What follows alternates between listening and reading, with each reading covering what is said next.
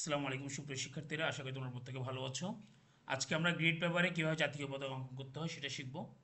আমরা জানি গ্রিড পেপারের এই যে ঘর যেগুলো আছে সেগুলো প্রতি ঘরকে 1 বর্গ সেন্টিমিটার করে বলা হয়। তাহলে আমরা জানি জাতীয় পতাকার অঙ্কনের নিয়ম হচ্ছে জাতীয় পতাকা হচ্ছে দৈর্ঘ্য হচ্ছে 10:6, মানে 10:6। তার মানে দৈর্ঘ্য হবে 10 ঘর, প্রস্থ হবে 6 ঘর। আমরা প্রথমে এখানে একটা ফোঁটা দিব। ফোঁটা দিয়ে এখান থেকে 10 ঘর করে গুনবো। 1, 2, 3, 4, 5, 6, 7, 8, 9, 10। এটা হচ্ছে আমার দৈর্ঘ্য। এখানে দিব হচ্ছে 6 ঘর। 1, 2, 3, 4, 5, 6। এখানেও ঠিক সেম 1, 2, 3, 4, 5, 6। এবার আমরা দৈর্ঘ্য আর প্রস্থ এগুলো লাইন টেনে যোগ করে দেব। এভাবে চারপাশ আমরা যোগ করে দেব। আমাদের অঙ্কন করা শেষ।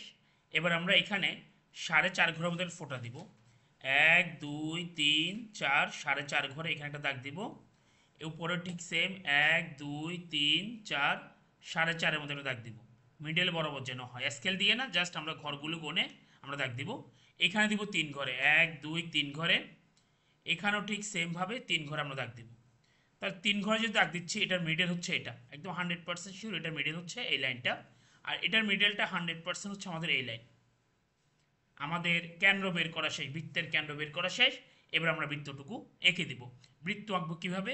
বৃত্ত আঁকার জন্য এবার আমরা বৃত্ত আঁকবো। বৃত্ত আঁকার জন্য পেন্সিল কম্পাসটা নিব। পেন্সিল কম্পাসটা নিয়ে এই যে কোনো ঘরের যে কোনো একটা দাগের মধ্যে বসাবো। বসিয়ে 2 ঘরের মাপটুকু নিব। যে কোনো ঘরের মধ্যে বসিয়ে আমরা 2 ঘরের মাপটুকু নিব। যে কোনো ঘরের দাগের মধ্যে বসিয়ে আমরা 2 ঘরের মাপটুকু নিব। নিয়ে এখানে সেন্টারে বসাবো। সেন্টারে বসানোর পরে আমরা গোল্লা করে একটা বৃত্ত এঁকে দিব। তাহলে হয়ে যাবে আমাদের পতাকা অঙ্কনের বৃত্তটা। এরপর আমরা মাঝখানে লাল, বাইরে সবুজ ঘর অঙ্কন করে দিব। তাহলে আমাদের চলে আসবে হচ্ছে বৃত্তটা, জাতীয় পতাকা।